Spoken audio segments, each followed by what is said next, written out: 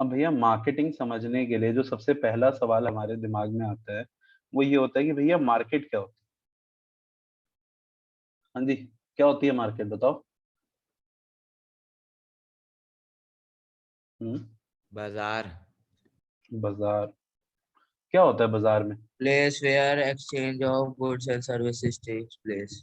बहुत ही अच्छी डेफिनेशन, बहुत ही बढ़िया डेफिनेशन। तो market, it is a place where buyer, रुक, थोड़ी मीट सी सेलर। डेफिनेशन को और बदल देते हैं। इट इज अ प्लेस और an effective arrangement,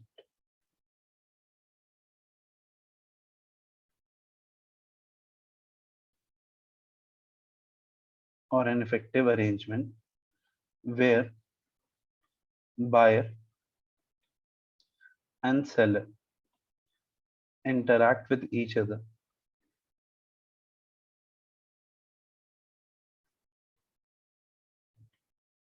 and engage themselves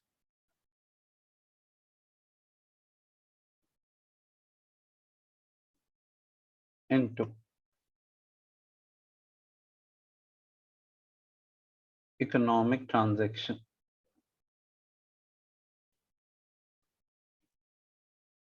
of buying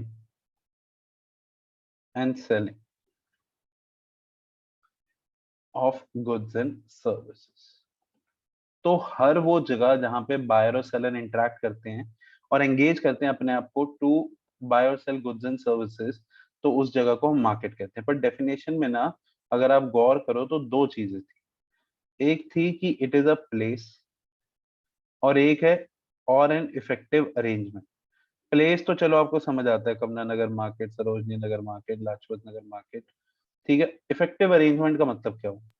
और अरेंजमेंट जो कि इफेक्टिव हो। Anybody else?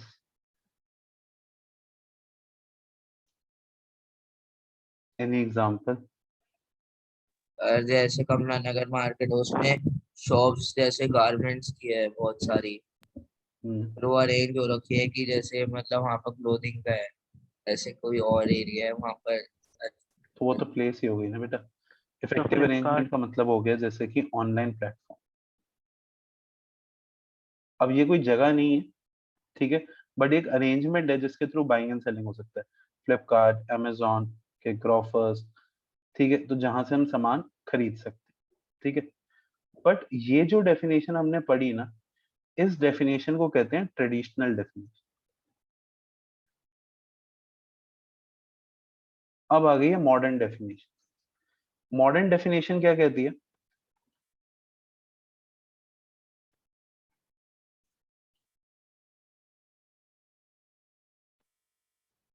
मॉडर्न डेफिनेशन कहती है कि मार्केट, मार्केट क्या होती है? It is sum of actual and potential buyer. देखो, मार्केट क्या है? मार्केट है हमारा बायर। जो आज हमारा प्रेजेंट बायर है वो भी मार्केट है।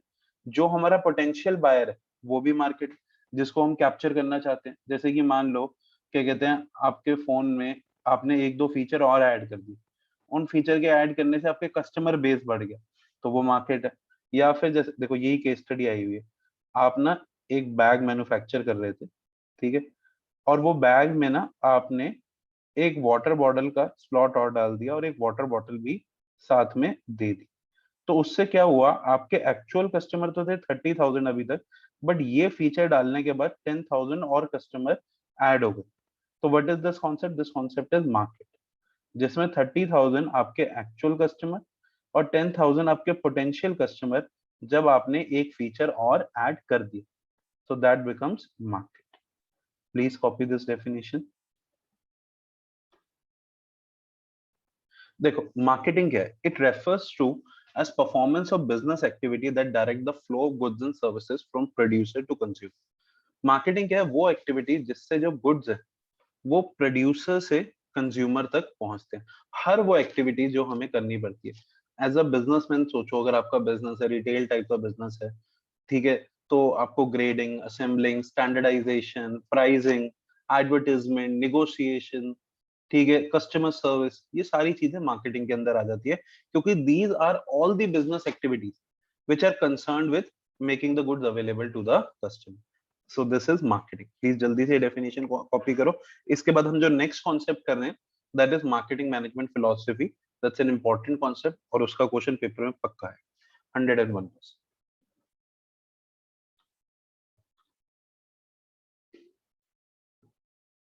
अब देखो नेक्स्ट कॉन्सेप्ट है मार्केटिंग मैनेजमेंट फिलोसफीज। अब ये मार्केटिंग मैनेजमेंट फिलोसफीज क्या है? ठीक है, ये है कि कैसे हमारे देश में या वर्ल्ड वाइड मार्केटिंग इवॉल्व हुई, मार्केटिंग तक हम पहुंचे कैसे। ठीक है, तो पहले अलग अलग कॉन्सेप्ट थे, धीरे धीरे एवोल्यूशन हुई। जैसे देखो सबसे पहले जो कॉन्सेप्ट था वो कॉन्सेप्ट था प्रोडक्शन कॉन्सेप्ट। प्रोडक्शन कॉन्सेप्ट क्या कहता था, जैसे अगर हम हमारी कंट्री की बात करें तो हमारी कंट्री में अराउंड 1950s में सबसे बड़ी दिक्कत क्या थी, there was shortage of goods. ठीक है, कि डिमांड तो ज्यादा थी पर चीजें ही नहीं थी। ठीक है, तो फिर हमारे देश में इंडस्ट्रियल रेवोल्यूशन आया 1956 में। ठीक है, अब इंडस्ट्रियल रेवोल्यूशन आने के बाद क्या हो गया, प्रोडक्शन शुरू हो गई। ठीक है, तो तब मार्केटियर्स ने सोचा कि अगर हम बल्क में प्रोडक्शन करते तो बल्क में प्रोडक्शन करने से कॉस्ट ऑफ प्रोडक्शन कम होगी और अवेलेबिलिटी ज्यादा होगी। और उन्होंने समझा कि अगर चीज की प्राइस कम होगा, कॉस्ट ऑफ प्रोडक्शन कम होगी, तो हम सेलिंग प्राइस कम रख पाएंगे, और अगर हम सेलिंग प्राइस कम रखेंगे तो people will buy more. So production concept was based on a notion, ठीक है, that people buy more if products are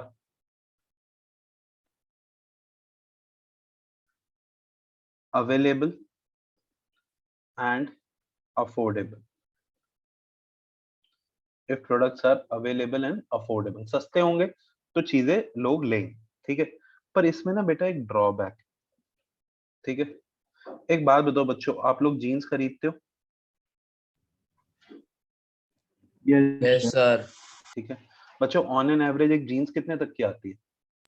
2-2.5 हजार की। 2-2.5 हजार रुपए, बिल्कुल ठीक। 5,000 तक की। हाँ, 5, आप रिच हो गए ज्यादा। ठीक है, 2,000 से लेके 6-7-8 हजार रुपए तक जनरली जीन्स आ जाती है, अनटिल अनलेस आप अगर मतलब लग्जूरियस ब्रांड्स पे शिफ्ट ना करो। ठीक है, if you are in there Lee, Levi's, ठीक है, ब्रैंगलर, अपना लुई फिलिप, या फिर टॉमी भी 5-6 हजार में आ जाती है। बट हाँ, अब आप सीके वीके पे चले जाओगे तो 10-12 हजार से, अरमानी पे चले जाओगे तो आ जाएगी। ठीक है, अब the range is something 2,000 to 7,000। Okay, अच्छा एक जगह है चांदनी चौक, ठीक है, वहां पे ना 200 रुपए की जीन्स भी मिलती है, सेल लगाई होती है, बोर्ड लगा के, ₹200 ओनली, पिक एनी। चांदनी आप चौक लोगों में ने कब, जीन्स? हाँ हाँ जी, चांदनी चौक में जीन्स का मिलती है? चांदनी चौक में नहीं मिलती सर। मैं सर वो बताता टैंक हूँ। रोड है। नहीं नहीं, चांदनी चौक में मिलती है, जहाँ मिलती पे है। पुरानी दिल्ली रेलवे स्टेशन है ना, पुरानी दिल्ली रेलवे स्टेशन से लेके जो सीसगंज गुरुद्वारे तक की रोड जा रही है ना, वहां पे, और पुरानी दिल्ली रेलवे स्टेशन के सामने भी। ठीक है, अच्छा। 200-250 रुपए की जीन्स मिलती है।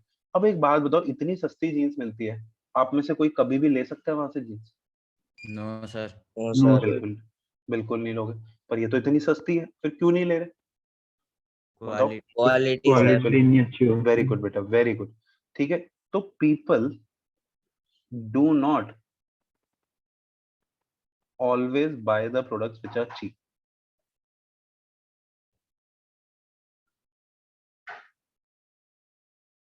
मतलब ऐसा नहीं है कि आप रेट कम कर दोगे तो लोग चीज भाग भाग के लेने लग जाएंगे। People see quality also. ठीक है, वो 200 में क्या ही जीन्स बनाते होंगे यार। मतलब अगर कहीं ट्राउजर सिलवाने भी चले जाओ ना, तो वो ट्राउजर सिलने के 600-700 रुपए लग जाते हैं, वो जीन्स बनी बनाई दे रहे, क्वालिटी तो पक्की बात है नहीं होगी। ठीक है, so people do not always buy the products which are cheap. तो इस चीज ने ना लोगों को समझाया कि प्रोडक्ट को सस्ता करने से ऐसा नहीं है कि प्रोडक्ट बिक जाएगा। तो फिर एक नया कॉन्सेप्ट आया,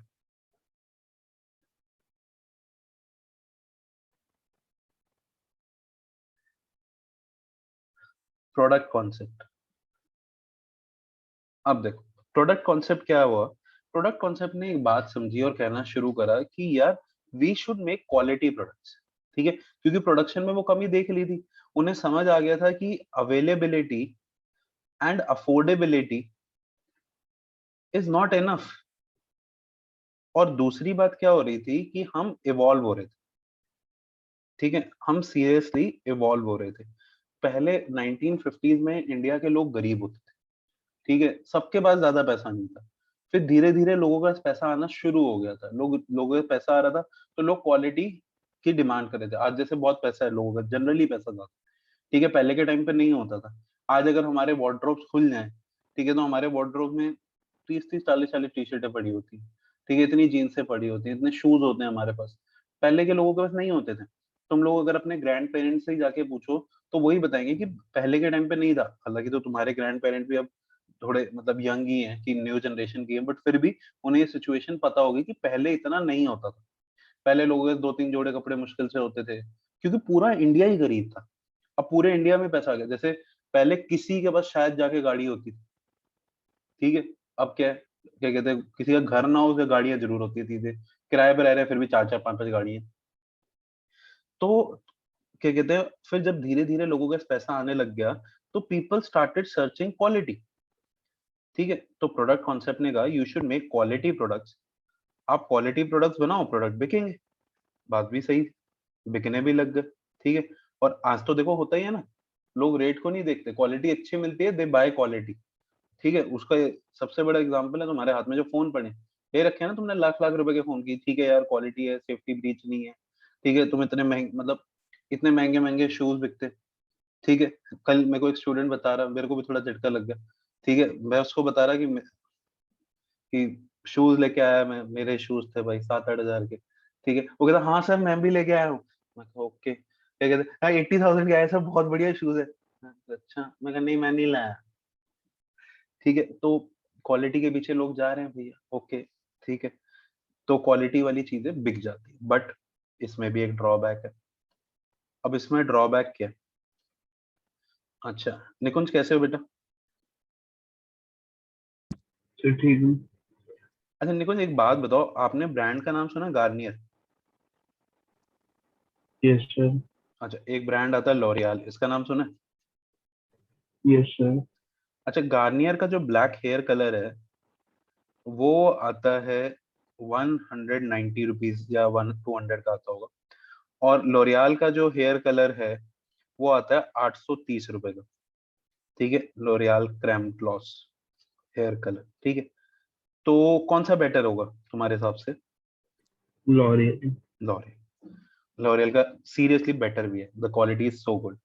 अच्छा तो आपने कभी ट्राई करा? सर आप यहाँ पे जी लॉरियल सर। बात कर रहे हो? आपने निकुंज ट्राई करा ये हेयर कलर कभी? No sir. क्यों? जब आपने कहा इसकी क्वालिटी अच्छी है तो आपको ट्राई भी तो करना चाहिए ना बेटा। सर मैं हेयर कलर थोड़ा करूँगा। बेटा लॉरियल का कलर अच्छा है तो आप क्यों नहीं करोगे? आप करो, आज संडे आप फ्री होगे, आप करो हेयर कलर। बोलो निकुंज, कुछ तो जवाब दो, बोलो बेटा बोलो, जनता जवाब चाहती है तो निकुंज। तो कंपनी अच्छी बड़ी कंपनी है और प्राइस भी अच्छा है, तो फिर पर आप क्यों नहीं यूज कर रहे? क्वालिटी भी तो होगी। कंपनी चलो अच्छी है मान लिया, आप क्यों नहीं यूज कर रहे? मुझे ये जवाब चाहिए। हाँ जी फिर ओहो, जरूरत नहीं है। हाँ जरूरत, यही तो चाहिए था मुझे आंसर, कि सर कितना भी अच्छा हो मेरे को नीड नहीं है। अगर आप अब इस पे जवाब नहीं देते ना फिर मैं शनैल की लिपस्टिक पे आ जाता, ठीक है। हाँ नीड नहीं, अच्छा मैं लॉरियल को प्रमोट नहीं कर रहा, fact check, L'Oreal and Garnier are one and the same company, L'Oreal is the parent company of Garnier, ठीक है। तो कोई फर्क ही नहीं है। तो ये भी एक चीज बता दूं आप लोगों की मम्मियों को बता दें, ठीक है। दोनों तो प्रोडक्ट सेम है? हाँ सेम है प्रोडक्ट ये almost. Garnier black hair colour और लॉरियल, तो इतने फर्क प्राइसेस में सेम प्रोडक्ट के? बेटा दुनिया यही है, मेरे को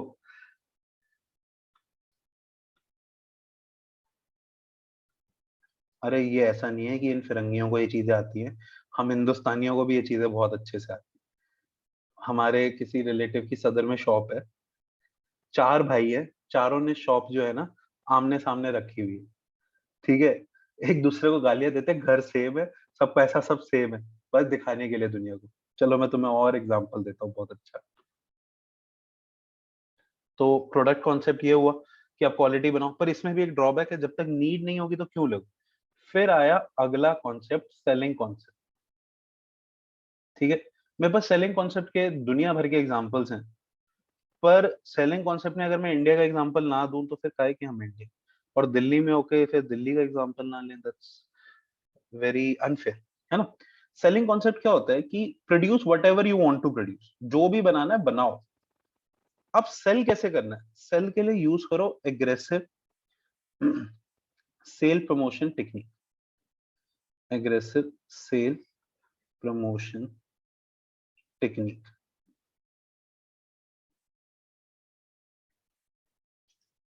मतलब अंधी एडवर्टाइजमेंट करो, हद से ज्यादा मार्केटिंग करो, सेलिंग करो, मतलब एडवर्टाइज करो लोगों को, मतलब सिंपल सी बात बोलूं तो सेल बाय हुक और क्रुक, ठीक है। तो इसमें सबसे बड़ा एग्जांपल अगर इस दुनिया में कोई है तो मुझे लगता है Chandni Chowk. There used to be a time I used to teach in Chandni Chowk. It was period of something 2006 to 2012, ठीक है। इंस्टीट्यूट था मेरा बल्ली मरान में, ठीक है। मतलब किसी के यहाँ पढ़ाता था, मेरे ही सर थे, उनके साथ पढ़ाना शुरू किया था। तो चांदी अपना दरियागंज और चांदनी चौक पढ़ाते थे, और 2-4 पर्सनल ट्यूशन भी थी। मेरा स्क्रीन हैंग हो गया थोड़ी। अच्छा, अब होता क्या था कि मतलब पहले ना बहुत ही क्राउडेड होता था, अब तो काफी ज्यादा क्या कहते हैं खुली जगह बन गई, वॉक करना आसान हो गया। तो मतलब सीसगंज गुरुद्वारे से लेके ना लाल किले तक वॉक करके जाना पड़ता था, फिर वहां से ऑटो ले लेते थे, ठीक है। दरियागंज जाने के लिए अब बस ले लेते थे। तो क्या होता है कि चांदनी चौक में ना कई सारे सेलर्स होते हैं जो वॉक कर रहे होते हैं रोड पे, और सामान को सेल कर रहे होते हैं, ठीक है। तो वो ना ट्रिमर्स बेच रहे होते थे, ट्रिमर होते हैं ना, ठीक है। तो भैया I was least interested in buying a trimmer, पर वो पीछे पड़ ही जाते, मैं भैया ले लो, भैया देखो बहुत ही बढ़िया ट्रिमर, भैया बहुत ही बढ़िया ट्रिमर है, अमेजिंग भैया, देखो इसमें ग्लास मिरर भी है सर, ये भी है वो भी है। अरे नहीं चाहिए भाई, उसने एक चीज ऐसी कर दी ना कि मतलब दिल ही पसीज गया। उसने, मैं कहा नहीं चलेंगे, बेकार होते हैं, ठीक है। हाथ लिया उसने, उसने हाथ पे ट्रिमर चला दिया भाई, मतलब लकीर खिंच गई। मैं कहा करीम भाई ये क्या करा, आप तो कटरीना बन गए, ठीक है। तो ये सर, मैं कहा देख मेरे को ये ट्रिमर चाहिए नहीं, चाहे मैं कूड़ेदान में डाल दूं, तू ले ले यार, तू अपने 100 रुपए ले, तू जा खुश हो, ठीक है। मतलब कुछ भी कर सकते हैं यार, ठीक है। मैं और एक क्या कहते हैं ट्रू इंस्टेंस बताता हूँ आपको, ठीक है। अब पता नहीं वहां पे वो शॉप्स हैं कि नहीं है। पहले क्या होता था कि पहले ना चांदनी चौक में एक बहुत ही स्पेशल फैसिलिटी थी, दैट वाज इनविजिबल एस्केलेटर्स, ठीक है। ये फैसिलिटी दिल्ली में 2 जगहों पे, 3 जगहों पे, एक जगह पे विजिबल है, 2 जगहों पे इनविजिबल है। आप कभी T3 एयरपोर्ट में गया आप में से कोई? Yes sir. Yes sir. Yes T3 sir. Airport में आपने वॉकिंग एस्केलेटर्स देखे हैं? Yes yes sir. तो वो ना दिल्ली में 2 जगह इंस्टॉल्ड है, और पर कमाल की टेक्नोलॉजी है दिल्ली सरकार की, कोई दिखता ही नहीं है। एक राजीव चौक मेट्रो स्टेशन और एक चांदनी चौक। राजीव चौक मेट्रो स्टेशन में वो एस्केलेटर कैसे वर्क करते हैं शायद आपको पता हो। Yes sir. बस आपको क्या करना है, देयर इज अ क्यू, उसमें बीच में घुस जाओ और अपने आप को ऐसे छोड़ दो, relax, you will be in और आउट, ठीक है। इट्स कॉल्ड क्राउड वर्क, ठीक है। जैसे स्टैंड अप कॉमेडियंस का क्राउड वर्क होता है ना, ये भी क्राउड वर्क होता है। तो ऐसे ही ऐसे एस्केलेटर में मैं एक बारी चांदनी चौक में चल रहा था, ठीक है। तो मेट्रो स्टेशन से निकले, सीसगंज गुरुद्वारे वाला चौक है, तो वहां पे ना क्या कहते हैं एक बंदा टी शर्ट बेच रहा होता था। अब तो चांदनी चौक काफी बदल गया, काफी ज्यादा बदल गया है। तो मैं आपको पहले की बात बताऊं तो वहां पे 2-4 क्या कहते हैं स्वीट्स की शॉप है। उन स्वीट्स की शॉप के बाहर ना वो बड़ी सी थड़ी लगा के वहां पे टी शर्ट बेच रहे होते थे, ठीक है। और वहां पे पीछे प्रिंस भाई का कोई नाम लिखा होता था, और वो बंदा जो होता था, मतलब प्रिंस भाई जिसकी फोटो लगी होती थी, वो एकदम खत्म, ठीक है। मतलब कुपोषित, माल न्यूट्रिस्ट, ऐसे हाथ में क्या कहते हैं रिमोट लेके, काला चश्मा, कहीं दिख जाए बंदा कहेगा भैया रोड क्रॉस करा दो, ऐसी सी फोटो लगी होती थी। और टी शर्टें बिक रही होती थी 100 रुपए की 2, ठीक है, इट्स अ ट्रू इंसिडेंट, ठीक है, मजाक नहीं है, झूठ नहीं है, ठीक है, आजकल होगा नहीं होगा, बट अगर किसी ने 5-6 साल पहले चांदनी चौक देखा है, दे नो दैट, ठीक है। तो 50 रुपए की मतलब टी शर्ट बिक रही है, और होता क्या है, एक बिहारी भैया आते हैं, ठीक है, का दिखाइए ना जरा कैसी है टी शर्ट है, ठीक है, वो देख रहे, वो खोलने लगा, खोलो मत, खोलेंगे नहीं तो पता कैसे चलेगा। तो वहीं पे ना, मतलब मैंने तो खुद 2 साल उस कुत्ते को देखा, वहां पे एक कुत्ता बैठा होता था, उसके गले में क्या कहते हैं, लोहे की चेन डली होती थी और ताला, जैसे कि मतलब भाई साहब वो हो, कौन थे कौन थे, एक हमारे रेसलर थे बड़े बढ़िया से, जो ताला डाल के गले में घूमते थे, क्या नाम था उनका, स्मार्ट से थे, कैपरी पहनते थे और गले में ताला डला हुआ होता था, ठीक है, चलो जो भी थे, याद नहीं आ रहे अभी मुझे। और उसने उस कुत्ते को वो टी शर्ट पहना रखा, ठीक है, तो वो बिहारी के कहते, भाई साहब कहते कि हमने खोल के तो दिखा, ये पता कैसे चलेगा, तो कहते देख, ये कुत्ते ने पहनी हुई है, वो कुत्ते कैसे देख रहा है, हाँ, ठीक लग रही है नहीं, हाँ 2 दे दीजिए, and I was like wow, मतलब वो कुत्ते ने वो टी शर्ट पहनी है, he bought the same T shirt, ठीक है, और उसके बाद जो उसने कहा, आंसू आ गया आंखों से भाई, कहता अच्छा ठीक ठीक लगा लीजिए, मेरा दिल करा मैं उस एस्केलेटर से उतरूं भीड़ भाड़ से और निकल के बोल दूं, भाई अब वो क्या करे, अपनी बेटी का हाथ दे दे, 100 रुपए में 2 टी शर्टें दे रहा है और क्या करेगा इससे ज्यादा, ठीक है, तो भैया वो किसी भी तरीके से बेच देते। अच्छा सर, हुक तो समझ आ रहा है, अब क्रुक क्या है, क्रुक ये है कि अगर कभी चांदनी चौक में आपने सामान खरीदा रिटेल में और वो सामान खराब निकल गया, तो कोई गारंटी नहीं, कोई वारंटी नहीं, आप 15 मिनट बाद भी वापस आओ, आपको धक्के देके बाहर कर दिया जाए, ठीक है, उल्टा आप बोलोगे आप ही से लेके थे, नहीं हमसे तो नहीं लिया, ठीक है, का थैला आपका, वो थैला चोरी करके गए थे हमारा, so they are not going to return, ठीक है, सर मना ही कर देते हैं। बिल्कुल बिल्कुल, I have seen that personally, I hmm, used to teach a student, तो उसकी क्लास कई बारी उसकी शॉप पे हो जाती थी पीछे बैठ के, वो क्योंकि कॉलेज का स्टूडेंट था तो उसकी अलग से होती थी, तो एक बारी तो मेरा दिल पसीज गया था, तो मैंने कहा यार ये क्या है, क्या कहते हैं, मैं कहा वापस कर दे यार, the lady is almost crying, shoes का काम था, कहते नहीं सर ये लोग बड़े चंट है, ठीक है, I am talking about 2010 something का, ये बहुत चंट है, मैं कहा क्यों, कहते कि ये ना ये ले लेते हैं, ये शादी वादी में पहनाते हैं जूते चप्पल, फिर उसको साफ करके लाके हमें चिपका देते हैं अगले दिन कि फिट नहीं आया, मैं कहा ओके, मैं कहा ऐसा भी होता होगा, ठीक है, वो भी अपनी जगह ठीक है बेचारे, उन्हें भी पता है कि कस्टमर क्या क्या हरकतें करते हैं, आजकल ये हाई स्केल पे हरकतें हो रही है, I got to know from a student, ये लोग, छोड़ो क्या ही बोलूं, कुछ बच्चियां ऑनलाइन ड्रेसेस व्रेसेस मंगा लेती हैं, अपनी पार्टी वार्टी कर लेती हैं, अगले दिन रिटर्न कर देती हैं, बढ़िया भैया, दुनिया भी बहुत महान है, तो दे सेल बाय हुक और क्रुक, किसी भी तरीके से सामान को बेच देते हैं। इसका अगर बेसिक इंटरनेशनल एग्जांपल लूं, तो कभी भी क्रिकेट मैच अगर आ रहा हो, तो क्रिकेट मैच के बीच में ये खुशियों की डिलीवरी जरूर आती है, ठीक है, एक ओवर होगा, ऐड आ जाएगी, डोमिनोज खुशियों की डिलीवरी, ओ भाई साहब वो पिज्जा पड़ा, ऊपर से सब्जियां गिर रही हैं, घर पे ट्राई करके देखो, मम्मी छितर ना मारे ना तो बात करना कि तुम ऐसे सब्जियां फेंक के देखो, जो स्लैब के उधर दो कॉर्न के दाने भी मिल गए ना, बंदर से ज्यादा लाल तुम्हारी होगी, ट्राई मत करना, ऐसे सब्जियां गिर रही है, ऐसे चीज की ऐसे धारें आ रही हैं, ठीक है, 4-5 खुशियों की डिलीवरी के बाद तो फोन लग ही जाता है यार, वो भूख ही लग जाती है, वो बार बार, मतलब वो डोमिनोज का पिज्जा ऐसे फूल रहा है, चीज ऐसे फूल रही है, उस पे ओरेगानो डल रहा है, भाई साहब पता नहीं कैसे टीवी के अंदर से फ्रेग्रेंस आनी शुरू हो जाती है, होता है कि नहीं होता है, नहीं तो वो एक्ट टू पॉपकॉर्न की एड मैच के बीच में, एक्ट टू पॉपकॉर्न, बंदा ऑर्डर ही कर देता है यार, मंगा ही लो यार, बना ही लो, ठीक है, तो दिस इज सेलिंग बाय, मतलब एग्रेसिव सेल प्रमोशन टेक्निक करना, हद से ज्यादा एडवर्टाइजमेंट करना, हद से ज्यादा एडवर्टाइजमेंट करना, कि लोगों को इंड्यूस कर देना कि भैया ले ही लो प्रोडक्ट, ठीक है, सो this is selling concept, but इसका ड्रॉबैक क्या है, एक ही बारी तो कस्टमर को लूटोगे ना, एक बारी जो चांदनी चौक से मार खा आता है फिर दोबारा थोड़ी जाता है।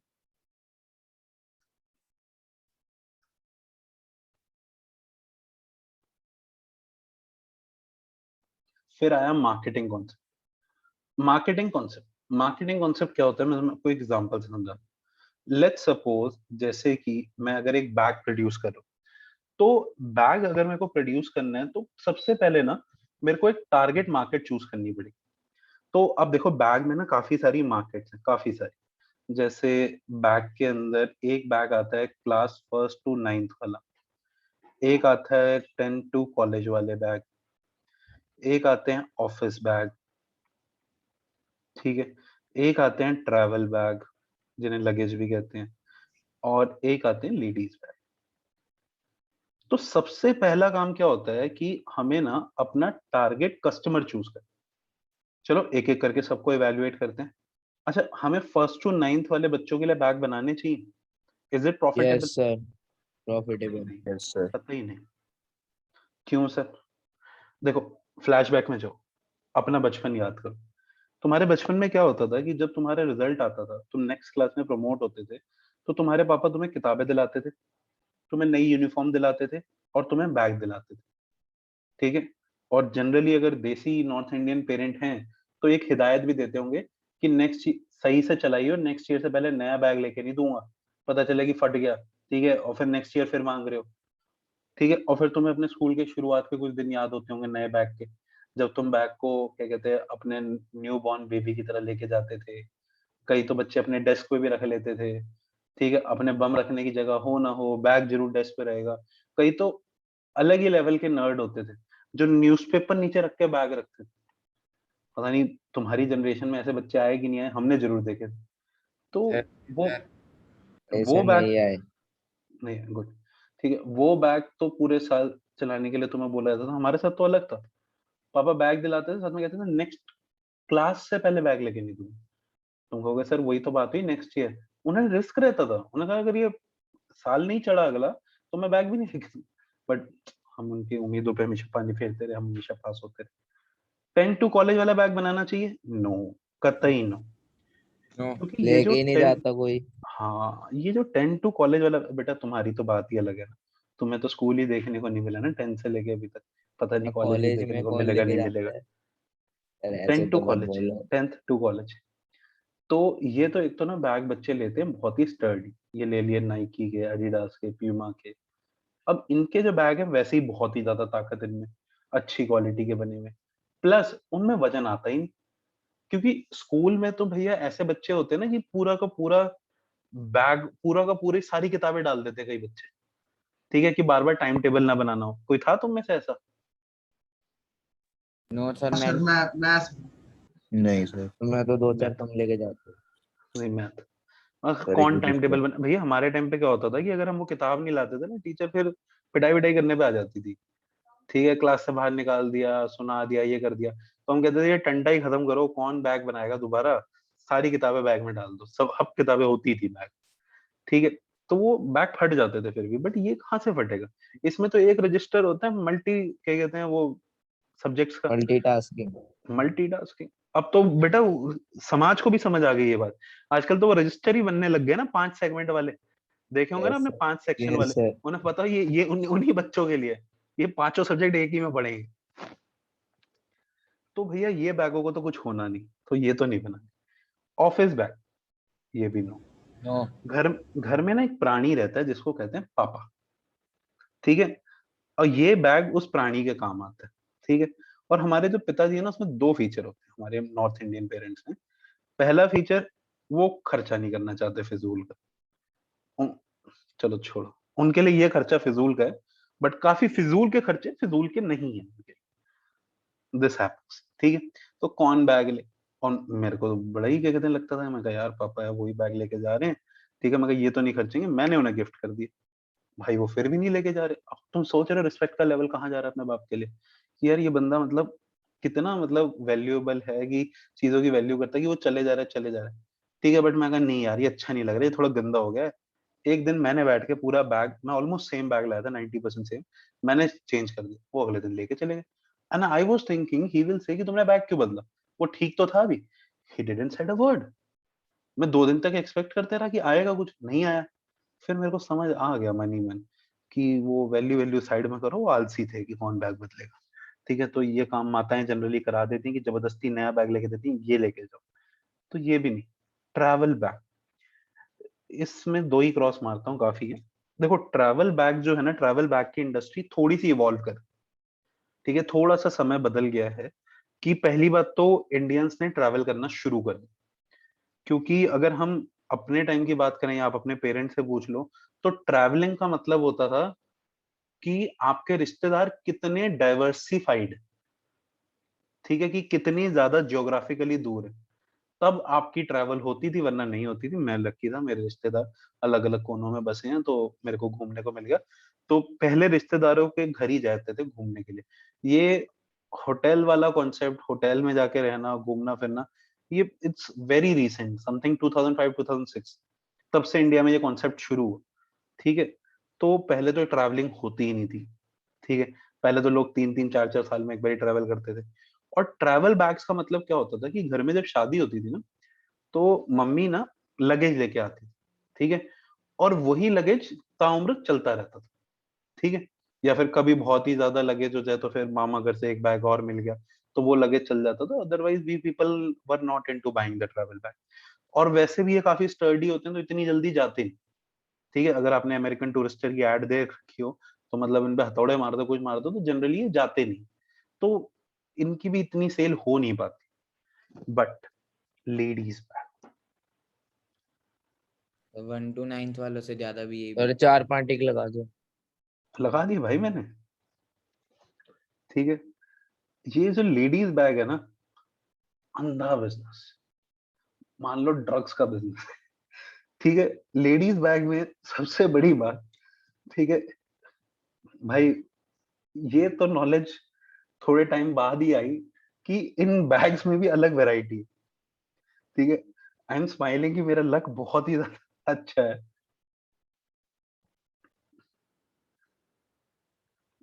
ठीक है, तो लेडीज बैग तो भैया, इसकी तो हमें बड़ी रीसेंट नॉलेज हुई, रीसेंट मतलब हो गए 8-9 साल, कि इनमें भी बड़ी वैरायटी है।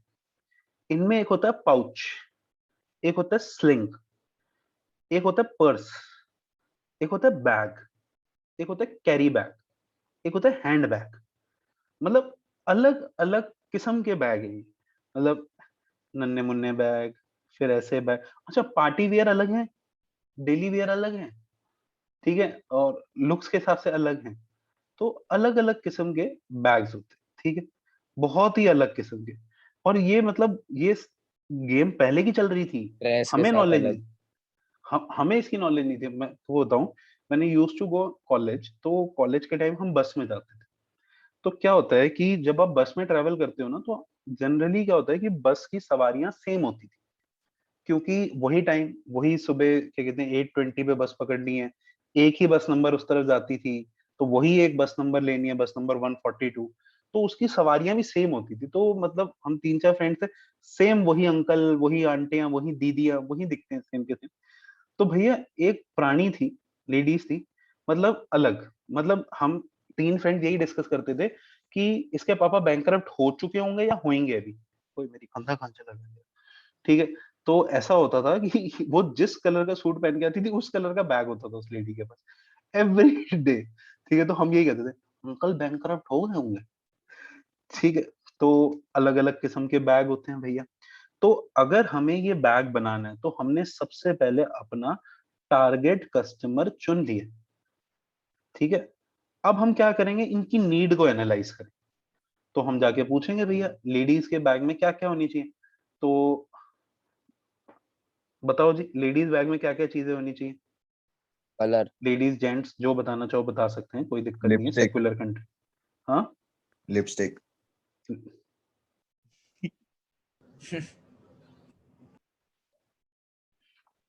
वरदान तूने ले, छोड़, कुछ नहीं। ठीक है, तो बहुत सारी पॉकेट्स होनी चाहिए। हाँ, मैं यही लिखने वाला था, पॉकेट फॉर स्लिंग होनी लिपस्टिक। चाहिए। स्लिंग। स्लिंग होनी चाहिए, गुड। वैसे अगर देवियां भी जवाब दे तो अच्छा होगा, क्योंकि देवियां लेडीज होती हैं। होने चाहिए, हाँ, एक ही डिजाइन के अलग अलग कलर होने चाहिए। हाँ बिल्कुल, डिजाइन होने चाहिए, अलग कलर्स अलग होने चाहिए। डिजाइन के एक कलर होने चाहिए। और हर कलर का एक एक डिजाइन होना चाहिए। बिल्कुल सही, सारे जवाब सही हैं, सारे जवाब सही हैं। ठीक है, पॉकेट्स होने चाहिए, अपना चेंज के लिए, कॉइन्स के लिए पॉकेट होना चाहिए, फोन के लिए पॉकेट होना चाहिए, डिटैचेबल क्या कहते हैं वो होनी चाहिए, इनकी पट्टी होनी चाहिए। ठीक है, उसमें स्कार्फ वाफ डाल सके, उसमें हेलीकॉप्टर डाल सके, टर्टल डाल सके, कुछ भी डाल सके। हेलीकॉप्टर। अबे भैया तुझे पता नहीं लेडीज बैग में क्या क्या चीजें निकलती हैं। वरदान ने तो सिर्फ लिपस्टिक देखी है, कुछ भी निकलता है बेटा, टिश्यू पेपर, क्या क्या कहते हैं, बॉर्नवीटा, कुछ भी निकल सकता है यार। They are capable of doing anything. ठीक है, दुर्गा माता भी तो माता ही थी। नारी शक्ति। यस। तो हमने अब कस्टमर को पहले आइडेंटिफाई करा, उनकी नीड को समझा, नीड के हिसाब से प्रोडक्ट बनाओ, फिर उसकी एडवर्टाइजमेंट करो, फिर सेल करो, और फिर आफ्टर सेल सर्विस भी दो। ठीक है, जो अच्छी अच्छी कंपनीज हैं भैया, वो तो लाइफ लॉन्ग गारंटी दे देते हैं।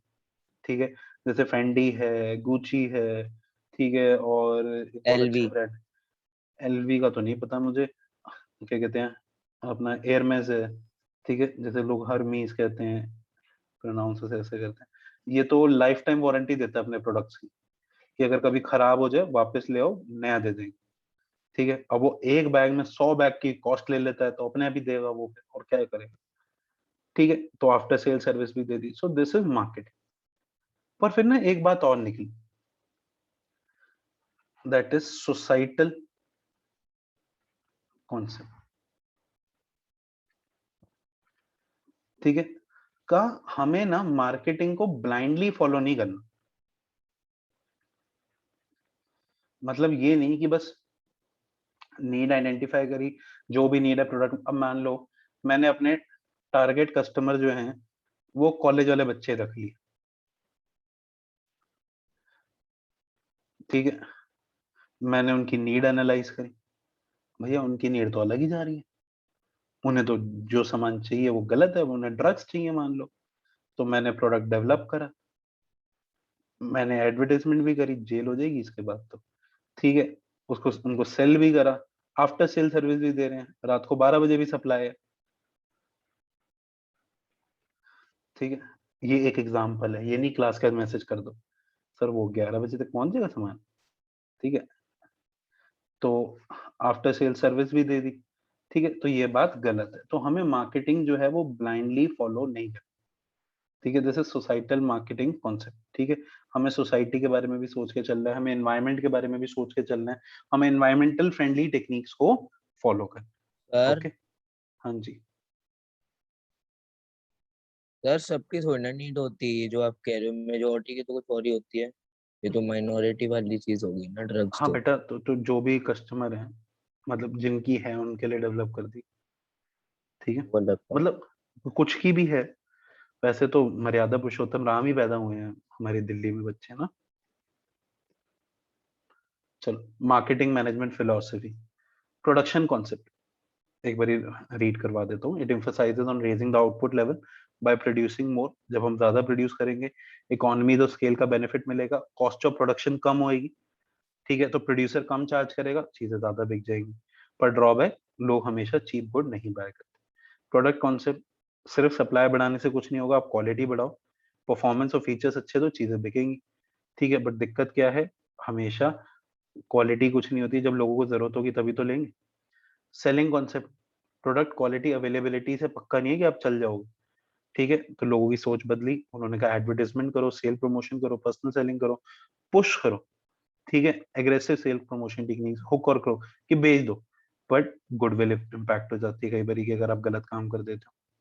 फिर pillars of marketing, these are important.